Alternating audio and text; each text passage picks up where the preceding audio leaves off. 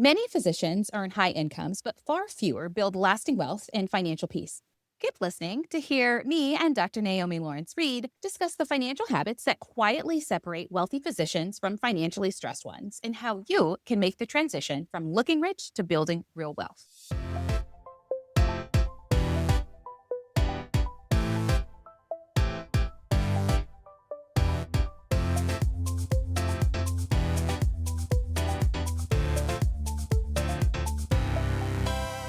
Hello, and welcome to the Wealth Minded MD podcast with your money best friends. I'm Dr. Lisha Taylor. And I'm Dr. Naomi Lawrence-Reid.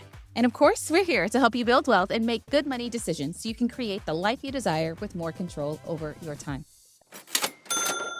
As physicians, one of the most important things that we can do is make sure that we secure our income. That means that if we were, for some reason, unable to work due to a car accident, a medical illness, a chronic condition, mental health disorder, that we still have money coming in. Because a lot of our financial plans are contingent on our high doctor income. And so one of the things that you will need to do is make sure that you get long-term disability insurance. And I know, as well as anybody, that getting this is not necessarily fun, and all insurance agents are not created equal. However, Pradeep Otto and his team at PKA Insurance Group are different. They are who you want to contact if you need long-term disability insurance or life insurance. They have a reputation of putting people over profits and always doing what's best. If you're in need of life insurance or disability insurance, be sure to reach out to Pradeep and his team today. They will help you get the insurance you need with the service you deserve.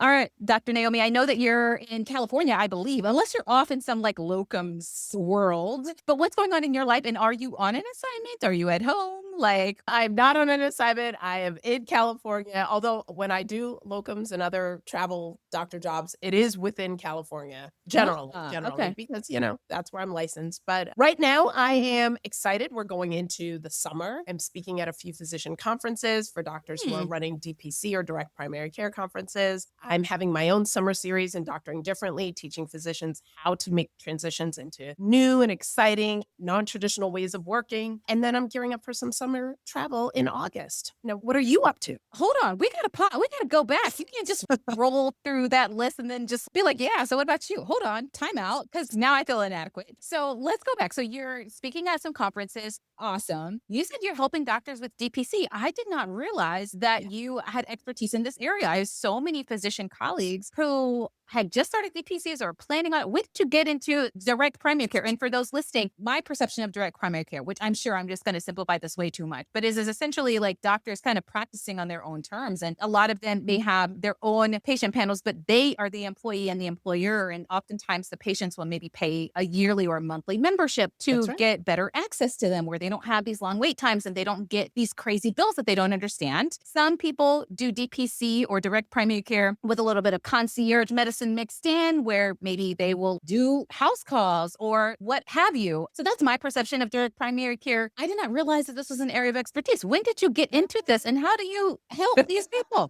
I'll just say shout out to the Cali DPC Summit. That's a consortium of California physicians, often primary care, who they themselves starting this movement for physicians who are looking to, as you describe exactly, have direct primary care practices. They are cutting out the middleman. They're cutting out insurance and starting their own practices where, as you correctly described, their patient panels pay a monthly subscription to see them either in clinic or remotely, have that direct service where they're not getting billed, but they're getting great care and they're seeing their physician as frequently as they want to, and there can be discounts for families and all of that. So again, I spoke at this summit last year. It's the Cali DPC Summit, and it's in Newport Beach in a couple of weeks at the beginning of June. So I will be speaking again, and I had such a great time with them last year. No, that's great. So Brittany and I have done some coaching programs where we help doctors who want to get their feet wet in entrepreneurship, right? And develop other income streams outside of medicine.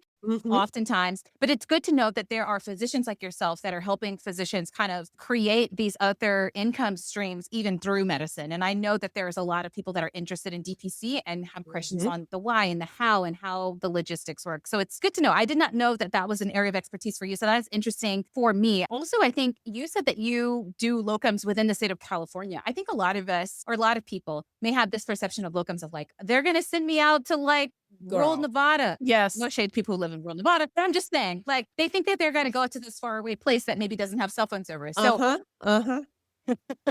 That was my perception at the beginning too, and I talk about this all of the time. I thought that locums was only for A states, and again, no shade to people who live in states that begin with A. That's just always been far from where I live. And there's no "they will send." Like, stop with that. That's already a very reactive mentality. You don't go where you don't wanna go, and more importantly, you don't go where you don't have a license, so no one can send you anywhere. I live in California. Right now, I have a California and an Oregon license. California's a big state. Like, come on, we're, like, the size of Germany or something. So, like, I could go anywhere in this big state. There is locums, and I know we have a whole different episode topic, but this is a fun detour. There's locums in every state. Every state has locums. And quite frankly, there's locums within a few hours of almost every major city. So the perception, the bias, the fear, all of it, just the lack of education around what this is prohibits and prevents most of us from even really entertaining the thought. But let me tell you, locums exist in every state, in most major cities or close to it. So it can be a very, very viable, lucrative option. I've been doing locums for 8 years. I go to about 3 different sites throughout California. I kind of rotate as there is need. I make a lot of money as a pediatric hospitalist in these communities that are so grateful to have physicians or to have a physician coming in for a few days or maybe a week. I don't do 2-week, 3-month assignments. That's also, maybe a perception that it's like, oh,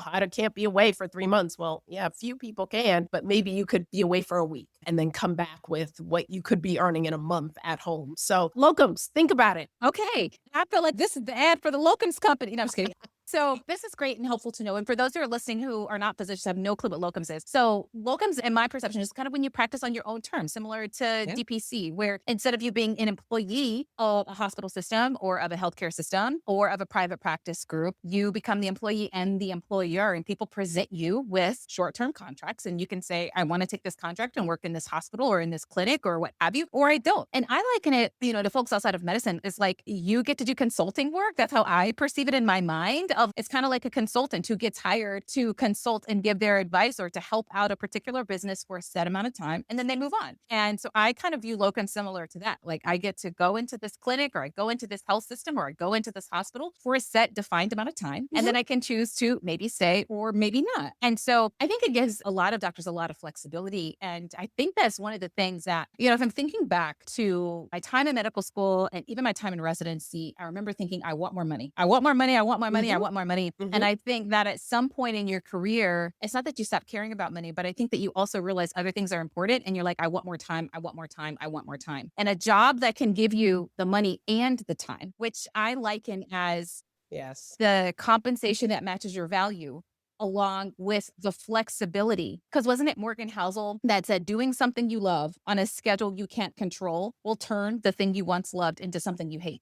That is And beautiful. so for Yeah. me, it's always like, what is the work that I find meaningful? And that might differ in different stages of my life. It's not like, what do I think my entire purpose in life is? Although I think that that has a place. But for me, when I'm thinking about a career, it's like, I want to spend a portion of my time doing work that I find meaningful. Mhm. And I want to get paid well for doing that meaningful work. And I need to make sure that those two things align. And once I know what that meaningful work is, and once I've ensured that I'm paid well for that meaningful work, let me make sure that I'm doing it on the schedule that I can control. I don't want to do too much of the work where now I don't have control of my life and I can't see my family or kids or whatever the case may be. I want to be able to do it on my own terms. And I think to me, when I think about what wealth is and when I think about what freedom is and when I think about what my version of success is, that's what's coming to mind. It's like I want to feel fulfilled. And I feel like a part of me being fulfilled is doing meaningful work that pays me a good wage on a schedule I can control. And so that's been sort of my life thing, is like figuring out, do I still find this work meaningful? I think that sometimes as physicians, we think we have to like every aspect of our job in order for the work to be meaningful or in order for us to stay and continue to do the work. And that's a different conversation, right? Nobody likes every single aspect of their life. But I do think that you can pivot and you can change some things and you can outsource some things to kind of increase the amount of the things that you really like and decrease the things that you don't like. And the more money you have, the bigger of a foundation financially that you have, the more freedom that you have to choose those things. With more money, you have more options. And with more options, now you can better control your schedule and you can decline those jobs you don't want. And you can leave the jobs you don't like and start the jobs that you do like, even if maybe there are some other aspects. So anyway, I could go on a whole tangent. I will spare you and our audience today, because again, not our topic that we're supposed to be talking about today. Anyway, But that being said, I think the last time that we had you on, we kind of talked about how, as physicians, our money may not go as far as we intended, and how, as physicians, there is nobody coming to save us. And there may not even be people who have sympathy for us, right? They're like, y'all are educated, y'all make all this money,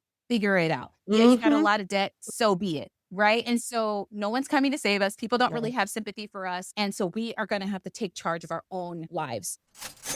What I wanted to talk about today is like, what are some ways that we can do that financially? How can we take the first few steps towards financial freedom? Maybe we're not where we want to be, but we want to make sure that when we look back a year from now, we've progressed, that we can look back and say, I've gone further, I've done more, I've reached higher. And for a lot of physicians, maybe they have a different idea of how to do that, but I got strong opinions. And so I think, one of those first steps is living within your means initially and taking inventory of how much am I spending and how much am I saving, for some people, it's like, how much am I getting? Like, what's coming in? And then what happens once it comes in? Because I think, I don't know about you, but earlier in my career, the money would come in and then like I would pay my bills and insurance payments and things like that. And, I'd buy food and I'd be like, what happened? Like, where is the rest? And so it's like, all right, I got to take a second pause and make sure that I examine like what's coming in and what I'm actually spending and making sure that I'm not overspending. And I think that whole thing kind of ties into living within your means. Can you talk about, maybe you get a little transparent about what were things like for you when you first started out? Like, were you quote unquote living within your means, or was it difficult to do? What was your experience? The comparison spending and the living within your means, the first thing I think about is just social media right now, where comparison is just so easy to do. And it's so easy to see what people you went to high school with, college with, med school with, residency with, like to see other lifestyle. Listen, even celebrities, even just random influencers in the world. It's just so easy to see things that look good that you want, and to think, I want that too. And comparison is the thief of joy, of course. But that's just, I think, where so many of us just are landing these days. And we're all scrolling, we're on our phones, and we're just bombarded with things we don't have. And that can be tough to battle. That can be tough. But in terms of what you said, in terms of living within your means initially, if we're talking initially, we're generally speaking right out of training and right out of residency, where we have been making so little compared to the work we've been doing, the number of hours, our debt, all of that. For most of us, and we can get more into kind of my story, how I believe, listen, I talk about money, I want money, give me money, pay me my worth. And that absolutely, I think, should be the attitude of every physician, and every good physician should be caring about money. Initially, right out of training, most of us kind of get a full-time clinical job, which any full-time W-2 clinical job is not going to pay you what you're worth. I don't know if you know that, if that has ever been said out loud, but no W-2 job, I'll say in any industry, anywhere that you're working for a company, they want to make a profit off of your labor. So you will never be paid the true value of your worth, even as a physician. You get your full-time clinical job, which is often the best thing to do out of residency, maybe for 2 to 3 years or so. And it does involve not saying, I've made it out of training, I am seeing 6 figures, hopefully. That's what you're earning as an attending. And not saying, I'm now going to buy the $2-3 million house because I deserve it now. It's mine. I've worked hard enough. And yes, you have worked very hard. But I see and I work with physicians who straight out of residency are like, now my spending, my satisfaction has been delayed so long. Here we go. They get the house, they get car or two, they immediately, and not speaking to anyone's timeline for having children, but they're immediately just jumping into a whole lot of expenses. And I get it, the satisfaction has been delayed. But I'm also now working with physicians who 2 years into their first job, they bought that big house. They had kids very quickly in a short amount of time that they are now paying for, of course. They have all these expenses, they're paying loans back, and they're in a job they hate. And now it's a matter of, okay, I need every check to pay for all these things. I have very little wiggle room. What's next? I think initially making wise choices, but not maybe the biggest possible choices financially, can absolutely save you time and money and energy, even a few years down the road. Living within your means initially is, I think, a good tip for all new grads and physicians, I think, in the early stages of their careers for sure.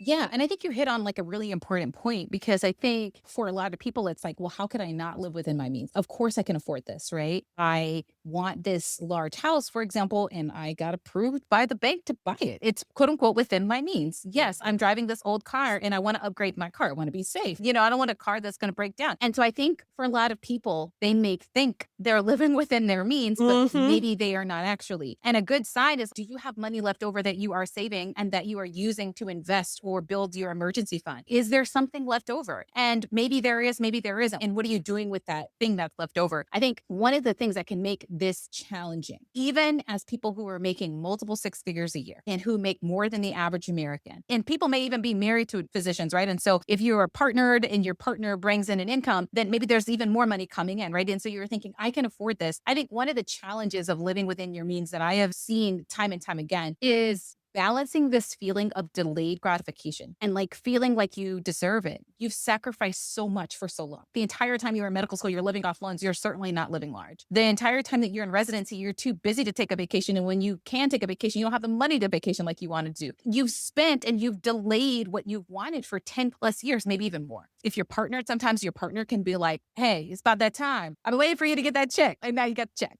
or you yourself maybe like, I myself have been waiting to upgrade my car, or I myself want to take these elaborate international trips. And, one of the things that I tell my residents is like, it's not that you can't have what you want. You just can't have everything all at once. And so you've got to learn how to prioritize and figure out, all right, out of all of these things that I want, what's my number one priority? For a lot of people, it might even mean, all right, Lisha, I'm not trying to have this little strict budget. I'm not trying to be restricted or feel restricted. I work too hard to be concerned about that. And so sometimes if people have that attitude, I'll be like, all right, just reserve 20%, whether that's you investing the majority of it or you saving the majority of it, but just say, okay, like 20% of what I get, I'm not going to spend. I'm going to save, I'm going to invest or whatever. And then do what you want with the rest, right? If with the rest, you can upgrade your car and buy this $1 million house, then have at it. Who am I to tell you how to spend your money? But my main goal is you should reserve some for wealth building. Maybe earlier on in your career, if we're coming out and we're taking a job in California that's paying us $125,000 a year, Dr. Naomi, I know you have some personal experience. That is my villain origin story. Yes. Then maybe 20% may not be as realistic, right, to start off. And so you may have to start small. But I think we make the mistake of saying, I can't afford that, so we don't do anything. But, you got to start small and say, okay, let me reserve a little bit of this, and then I can spend the rest. And I think that when you adopt that mindset or when you try to do that,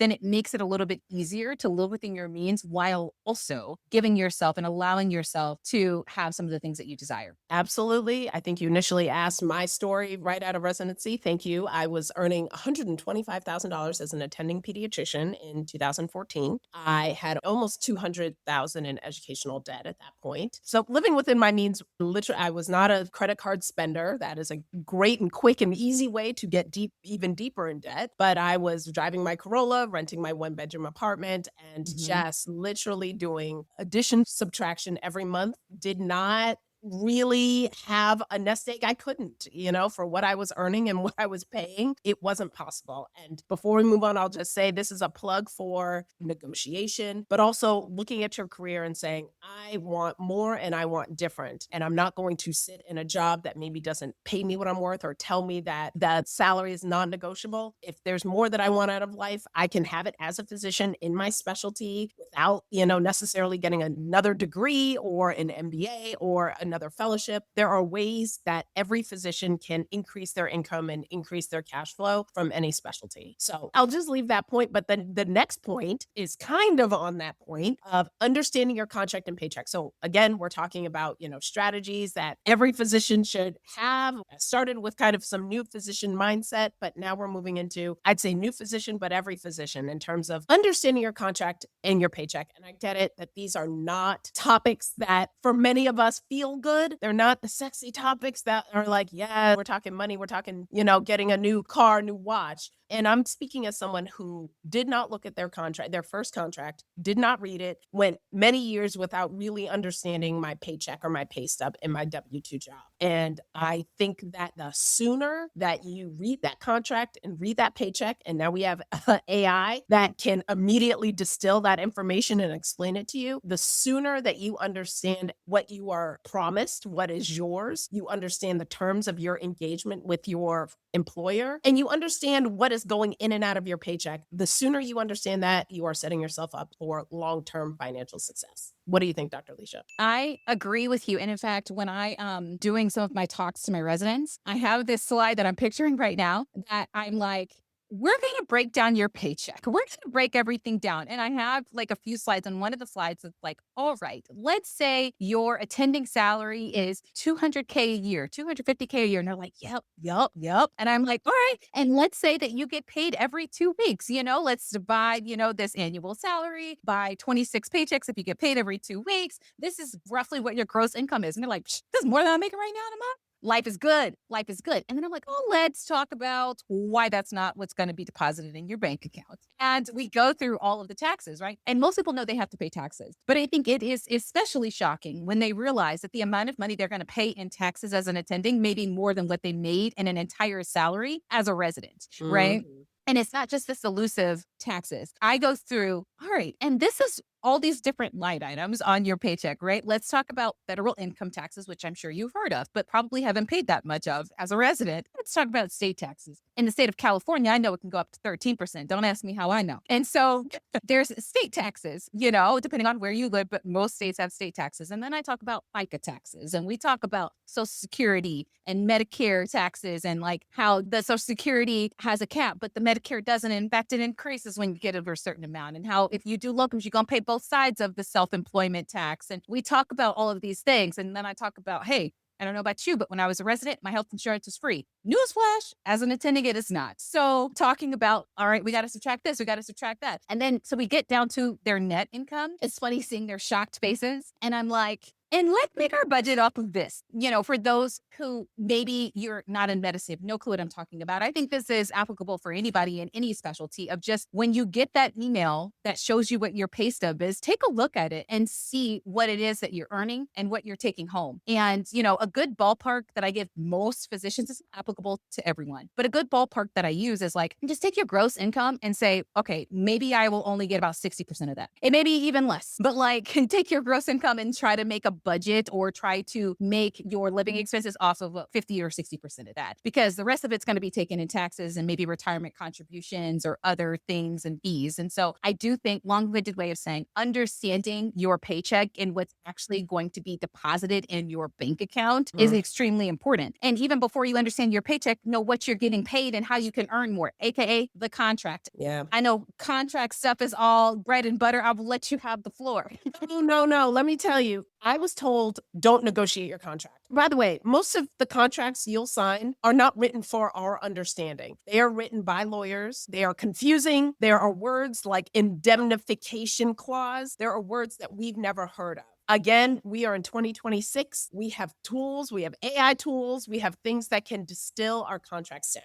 And right now in Doctoring Differently, I teach and work with doctors who are resigning, who are looking to make these transitions from W-2 jobs into flexible, non-clinical 1099 work. For many of them, it's a slug getting them out of their W-2 contracts, some of them, because they never read. And so they don't know how much notice they have to give or, what obligations they have or what they'd potentially be leaving on the table or, they thought they would be getting this pension down the road, but oops, they're leaving too soon. And so the money they thought down the road they'd be seeing, maybe they're seeing less of it. And this is real time. I have been talking with doctors all week. It's just like, okay, this contract you signed 10 years ago, I get it. You didn't read it. And I understand why we don't, where many of us are in our early 30s. We're just happy to be out of training. We are ready to go. We don't want to seem greedy. We don't want to act like, oh, this contract is not to my liking. And we want to be team players. I understand. However, when you're trying to get out of said contract, and it's never too late, but it's just a little bit more work going into it. So if you're listening to this podcast and you are considering, you're like, I need to be more financially educated, great. You're in the right place, of course. But the next step is, let me look at my contract. I don't know if you signed it last year, you signed it 10 years ago, go get it. Go get a copy, email HR. If you haven't seen it in a while, if you signed just a simple service agreement, sometimes some doctors don't even see the full contract. They're just given a piece of paper, a DocuSign, and it's Pop, pop, pop, click, click, click, go. Read your contract, get your contract, understand it, have it broken down, and talk to a physician contract attorney as well. A lot of people do it in other highly paid professional fields. We as physicians, we kind of shrink back and say, oh my God, I got to pay a lawyer 1,000, 2,000. That lawyer could claw back 50,000 for you. 6 figures for you because they know how to read the legalese of your contract and you may not know how to. So please, reading that contract is from wherever you are, no matter how much money you have or don't have. This is number one. And we've talked about paychecks too. You got to do it. You won't know. We don't like to read and see things that we don't understand. That doesn't feel good because we know and understand a lot of things, but this is your money. This is your life. No one can do it but you can do it. I totally agree. I have read my fair share of contracts, and actually some of my residents will send me their contracts and be like, can you look over this? And I'm like, okay, you're asking me to do unpaid labor, which I feel strongly about, but I will help you out because I want you to get paid well. But when I'm doing these series with residents or even just attending physicians, we'll go through, hey, these are the things that you want to look for. And I find that they're often shocked about how just a slight change or tweak in language can make or break a contract, to me at least, and can mean vastly different things. Sometimes I'm like, we need to get more specific. It may not even be that you're changing a lot in the contract, but I think that there's value to be said in understanding the contract. And when I say understand, it's not like, oh, you don't know how much you're going to get paid. Oftentimes that's laid out in the offer sheet before you even get the contract. But I find that there are some questions, like even in terms of like a non-compete clause. All right, well, what happens if you fire me and not I leave? Is that non-compete still valid? How long is it valid? Can we change the radius? Can we decrease the time frame? And some of these other things I know when you work for academic institutions, because Brittany and I used to talk about this all the time, how oftentimes they have clauses that own your intellectual property, which means if you create something, if you work outside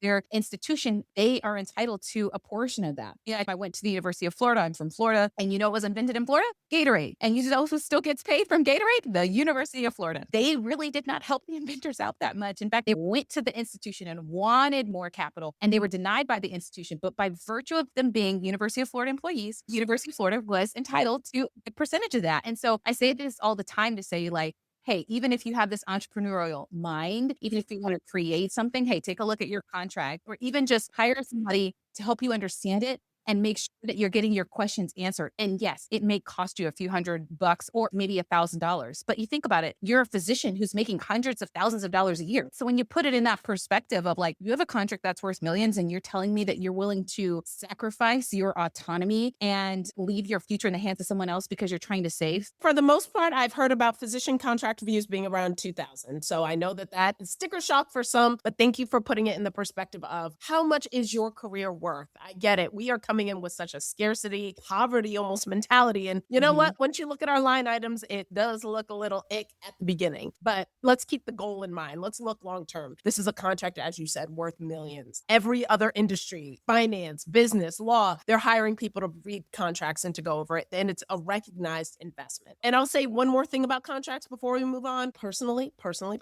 at this point, I do not work at places that will not negotiate a contract. No term is negotiable. I'll tell you right now, that is probably not a place that treats doctors well or values your input once you are working there. If they won't budge on a single term, I have not found those to be good places to work. You may soon regret having even entered into an agreement or a contract with such a place. Just understand, if someone will not compromise on any point, is that a person you want to work with? Is that a person you want to marry? Like, probably not. So just understand that. And I'll just say one point before we move from contracts: do not sign non-competes, okay? I'm here in the great state of California, and there is a law that non-competes are not enforceable under California law, yet some of our hospitals in this state have employed, I'll say, near entire law schools of lawyers to circumvent that law and ensure that these non-competes are still put in physician contracts. And that is because they do not want you to know the true value of your labor or your work. And guess what? If we all stop signing those contracts, they will stop putting them in these contracts. Hey, I feel you. I'm picking up what you're putting down. You have to convince me. The next thing, and we won't spend too much time on this, is learning about taxes. And I feel very strongly about this. Brittany and I differ in this area. Brittany is more of like the girl, I don't have time for this. I'm about to hire this out. I agree with her. But yes, talk to us about learning taxes. Full transparency, my father is a tax professional. And so I know a good deal about taxes. And actually, I do my own taxes. So I'm one of those people How does that it feel does to their be one own. of God's favorite? I don't even think that I'm one of God's favorites. I mean, if one of God's favorites would be grew up in wealth and I am a multi-billionaire. He could have gave me a different favorite, but he didn't ask my opinion. That's okay though. So Understood. but I do my own taxes. And this is even with me having a business partnership, having a single member LLC, doing other things outside of medicine, all of these different income streams. I still do my own taxes. I use H&R Block software for the most part, but I find significant value in doing my own taxes and actually prefer to do it. I could hire it out, but that is because I find that you really learn the tax code and you really learn how to maximize your income when you're doing it yourself. I find that a lot of physicians are like, I don't want to do my taxes, so they hire it out. And let me be clear, I don't think there's anything wrong with paying for help in an area that you are not strong in or an area that you just don't want to do. Like, I don't think there's anything wrong with hiring that out. That's not my thing. But my experience is a lot of physicians hire out this portion and they pay somebody to file their taxes for them. But unless you have a tax strategist, the person filing your taxes is just going to take the documents you give them and file them. They are not necessarily going to come back to you and say, you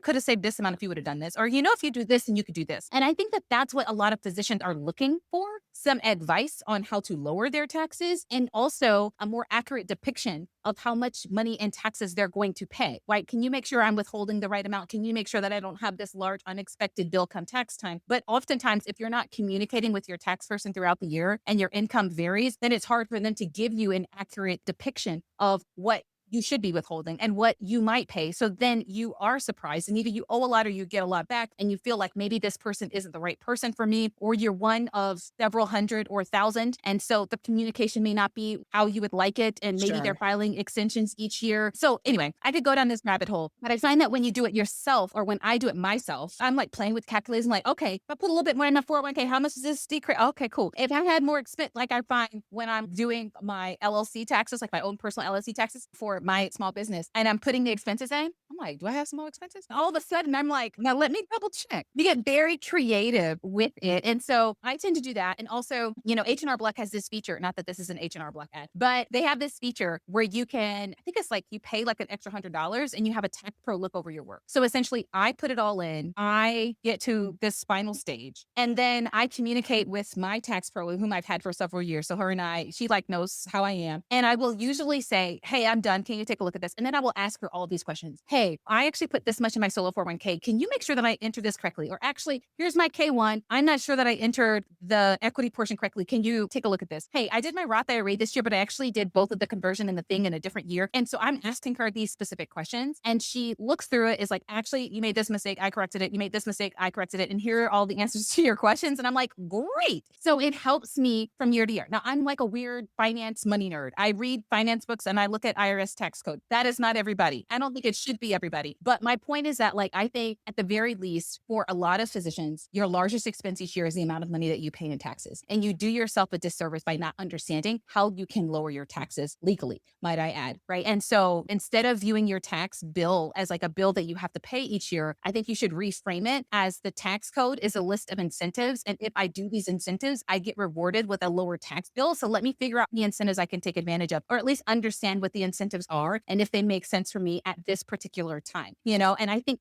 that part is valuable. And so if you're not going to do your own taxes, which I don't think everybody should, then maybe your next step is saying, okay, do I at least have a tax professional that I can trust, not just file my taxes, but can help me understand and make sure, am I withholding the right amount? Step one.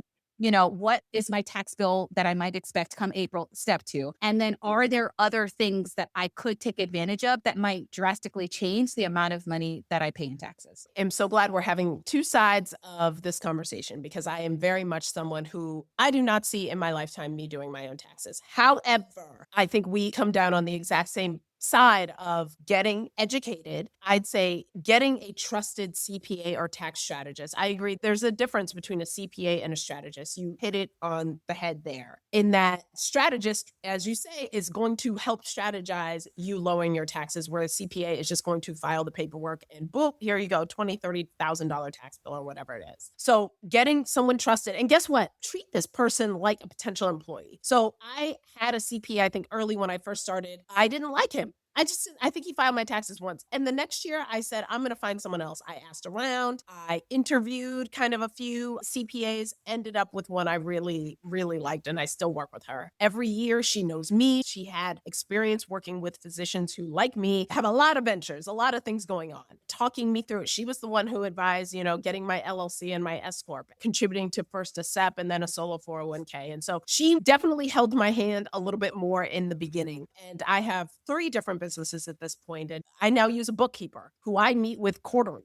And that bookkeeper is super helpful for me. She has access to my business accounts, what my finances are, what's going in and out quarterly. Because also, when you get to that point, if you're an independent contractor or 1099, you're paying bills quarterly, you're paying taxes quarterly. I like having my team. And again, I trust them. I've been working with them for a while. There's open communication, as you described, Alicia. I actually met with my CPA last week and started to talk about some tax strategies, and she put me in contact with someone else. So these are just ongoing conversations. There's nothing stagnant about this. We are learning, we are going. I enjoy having a team. I trust them. If that relationship ends, I hope it doesn't, but if it does, we'll make other moves or other arrangements. But it is an ongoing conversation. It is not shying away from it. I myself don't have any desire to kind of do my taxes on my own, but I enjoy the conversation of my bookkeeper saying, every year she knows she's been doing this for a while. So every quarter we're talking about, is this a business expense? Is it not?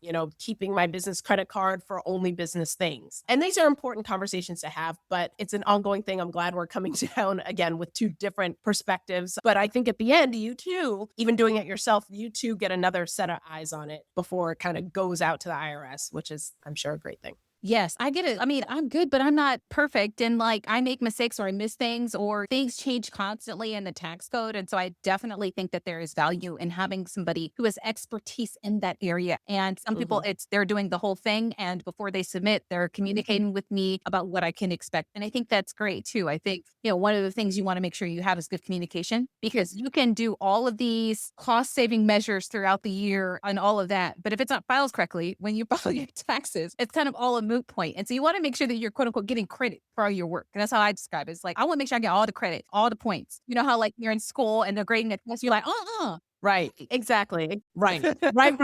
Right. But yes, taxes, there's a million quotes about I got nothing to do with pay taxes and die or something. I don't know. But that is what happens. You must pay taxes. You must pay taxes. You go to the casino, you win $300, you got to pay taxes. Yeah. Just taxes, it's there and the IRS will find you. So we don't want to mess around with taxes at all. Yes.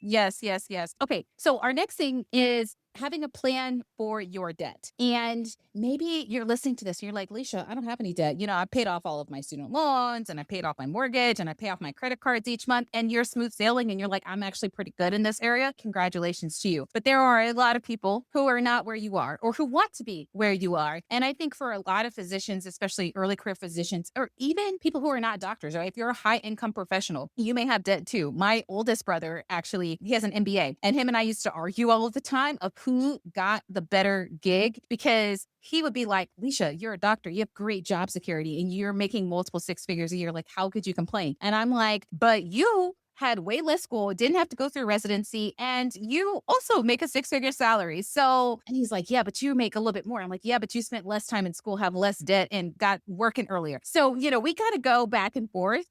And depending on your perspective and your background, right, you might lean towards one side versus another. But our point in that is both of us had some level of debt and we had to figure out a plan for it. And I think it's really interesting in medicine and maybe in other professions as well, that because the training is so long, because we spend so much time in school where you're just signing on a form and you're like, yep, I just took out $100,000 in debt, right? You're just signing the FAFSA form so you can continue on in school. And then when you graduate and you're in training, you're not even paying the interest on those payments. Most people aren't. Maybe they put them in forbearance. Maybe they're on an income driven repayment plan, what have you, but they're not really worried about it. You're just trying to get through training. That period of being in medical school and being in training is so long, at minimum 7 years. For many, it can be up to 10 years or so, that it's you become used to having debt. For some people who are just super debt averse, they're like, I want to pay this back as quickly as possible. I hate having this debt. But I find that for a lot of people, they've had the debt so long that it's almost like they're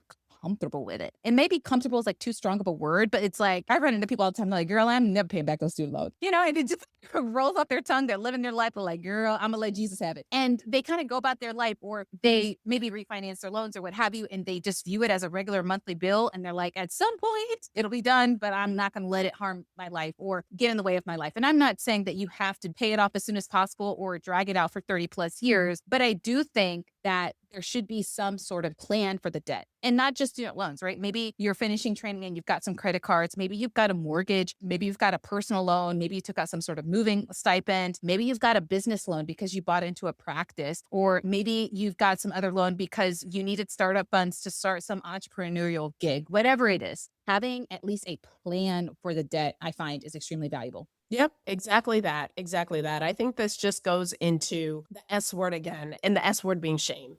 Debt was bad.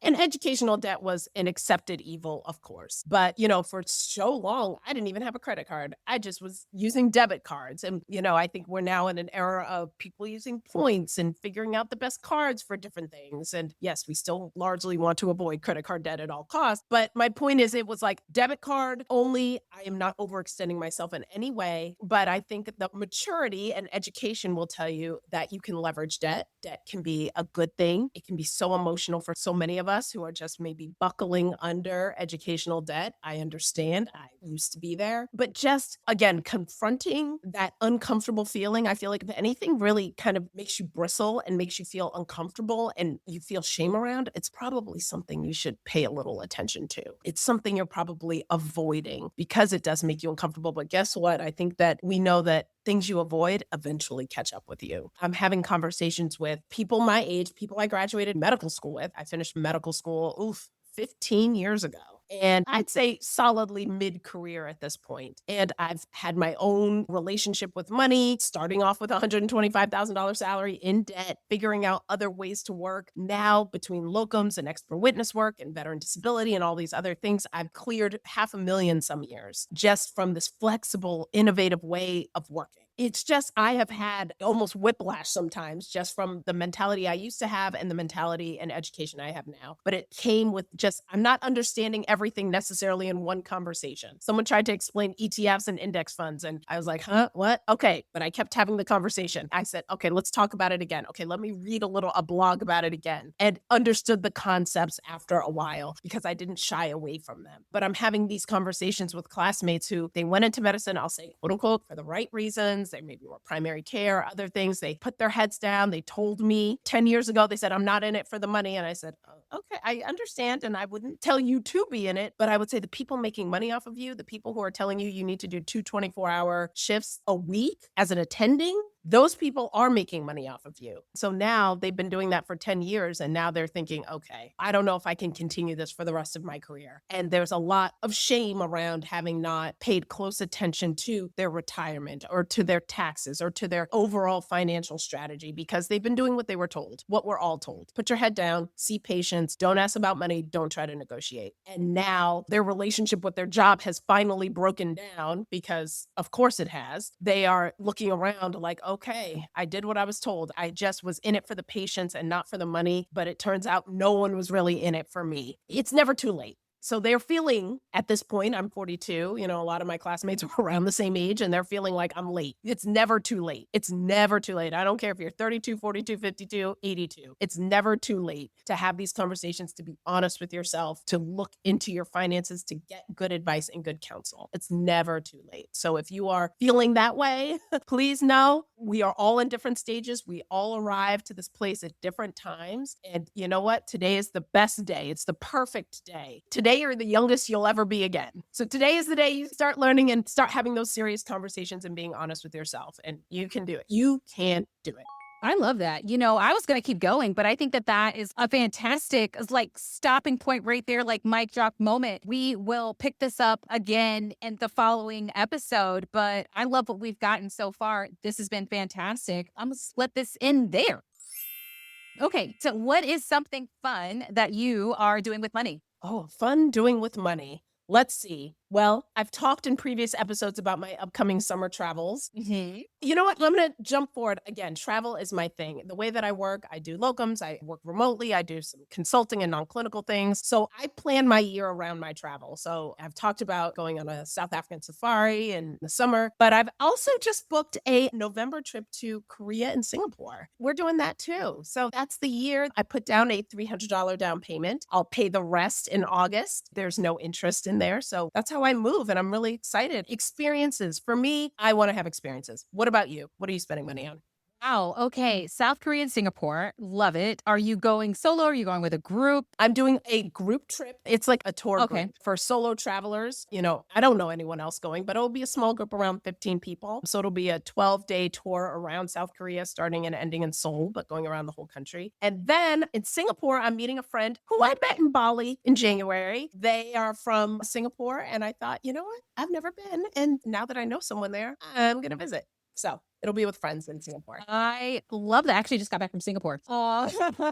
I did a trip to the Maldives, and as a part of that, I spent a few nights in Singapore. So I'll have to give you some tips. Actually, I also have a friend who her boyfriend actually does a lot of international travel for work, and he invited her out to Singapore for like a couple of weeks around the holidays. And so she actually spent way more time there than I did. And so she probably has even more tips. And in terms of me for travel, I'm not quite sure when this episode will drop, but I'm actually planning a trip to St. Lucia. I have a few trips as well, but the one that's coming up next is St. Lucia. I am actually going with one of my girlfriends.